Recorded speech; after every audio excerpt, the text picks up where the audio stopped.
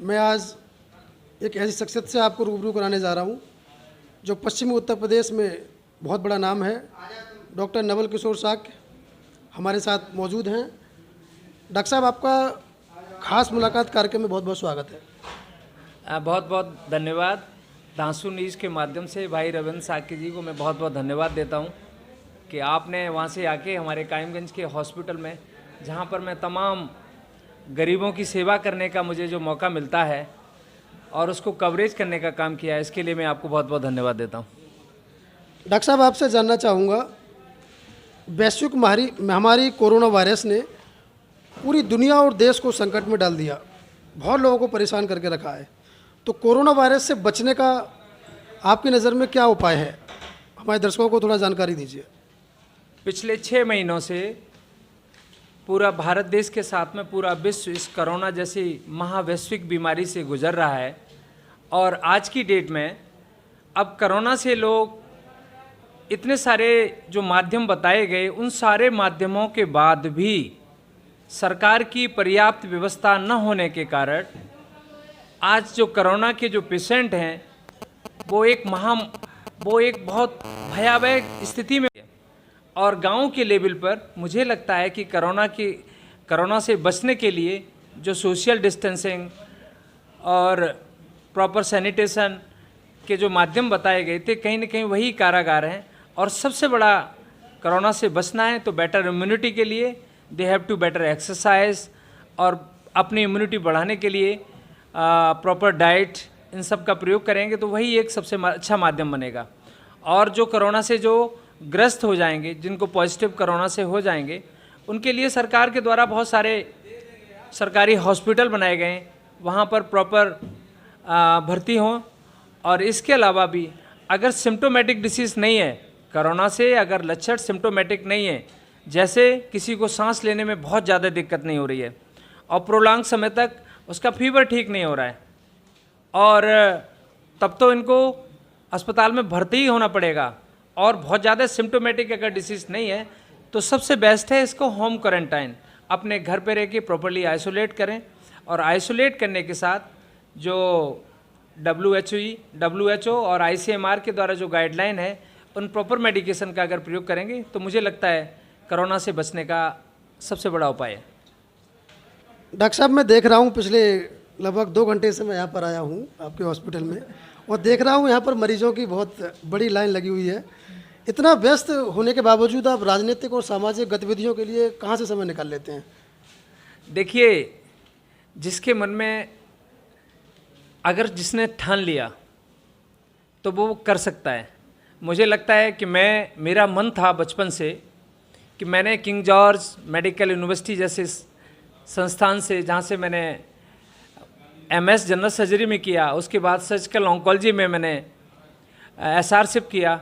मुझे लगता है कि ऐसे संस्थान को छोड़कर, लखनऊ जैसे महानगर को छोड़कर मैं गांव की तरफ वापस आया। उसके पीछे मेरी जिज्ञासा थी कि गांव के तमाम मरीजों को मैं, जो कैंसर से ग्रस्त हैं, क्योंकि पूरे पश्चिमी उत्तर प्रदेश यहाँ पर तंबाकू की बहुतायत होती है, तो जब तंबाकू का प्रोडक्शन ज़्यादा होगा तो यहाँ कैंसर के मरीज़ भी ज़्यादा होंगे, और कैंसर के जब मरीज़ ज़्यादा रहते हैं तो उनके बड़े बड़े अस्पतालों में जो इलाज होता था वो बहुत महंगा इलाज होता था। तो मेरी मेडिकल कॉलेज में जब पढ़ रहा था, उसमें इच्छा थी कि मैं तमाम अपने गरीब मरीजों का, जो मरीज़ कैंसर से ग्रस्त हैं, उनका इलाज नहीं हो पाता है, तो मैं उनका इलाज करूँगा। मैं लखनऊ में भी मेरा हॉस्पिटल है और यहाँ कायमगंज में भी हॉस्पिटल है। मैं तमाम इधर पश्चिमी उत्तर प्रदेशों के मरीजों का ऑपरेशन करने के बावजूद भी पिछले 6 साल से मैंने हज़ारों की संख्या में, तादाद में मैंने कैंसर के ऑपरेशन करने का काम किया। लेकिन मुझे लगता है इतने ऑपरेशन करने के बावजूद भी आज की डेट में कैंसर के मरीजों को मैं अभी बेस लाइन तक मैं नहीं पहुंच पा रहा हूं। और उसके लिए कहीं ना कहीं मुझे लगता है सरकार की ज़रूरत है। इसलिए उसके लिए राजनीतिक माध्यम बहुत ज़रूरी है। और मुझे लगता है कि मैं राजनीति के द्वारा जब इस कद पर पहुंचूंगा तो उत्तर प्रदेश के तमाम जो कैंसर से मरीज ग्रस्त हैं उनको व्यापक स्तर पर पूरे उत्तर प्रदेश के कैंसर मरीजों का मैं उनका अच्छे से इलाज, अच्छी सी प्लानिंग और अच्छी सी स्ट्रेटजी बना के उन सब लोगों के लिए लाभान्वित करने का काम करूंगा। इसलिए मैं अपने व्यस्त समय के रहने के बावजूद भी मैं राजनीतिक माननीय श्री अखिलेश यादव जी के मूवमेंट को, जो आज इस उत्तर प्रदेश के साथ इस भारत देश की ज़रूरत है, माननीय अखिलेश यादव जी के मूवमेंट को मैं बेस लेवल पर आगे बढ़ाने का काम कर रहा हूँ। बात राजनीति की अगर की है तो अभी एक बहुत बड़ी घटना हाथरस में दलित बेटी के साथ हुई थी, इस पर आपकी क्या राय है? देखिए, ये सरकार ही, जिस सरकार में जो नारा दिए गए थे बेटी बचाओ बेटी पढ़ाओ, ऐसे नारों के नाम पर इन्होंने पूरे उत्तर प्रदेश के साथ पूरे भारत देश में छलावा करने का काम किया है। और मुझे लगता है कि धरातल पर बुरी तरह से ध्वस्त है। एक लड़की जिसको सर्वाइकल इंजरी होती है, सर्वाइकल इंजरी का मतलब होता है उसकी गर्दन में उसकी हड्डी टूट जाती है और हड्डी टूटने के बाद उसको क्वाड्रिपैरालिसिस हो जाएगा, चारों हाथ पैर काम करना बंद करेंगे। अगर C5 लेवल पर इंजरी होगी तो मुझे लगता है कि उसको सांस लेने में भी दिक्कत होगी।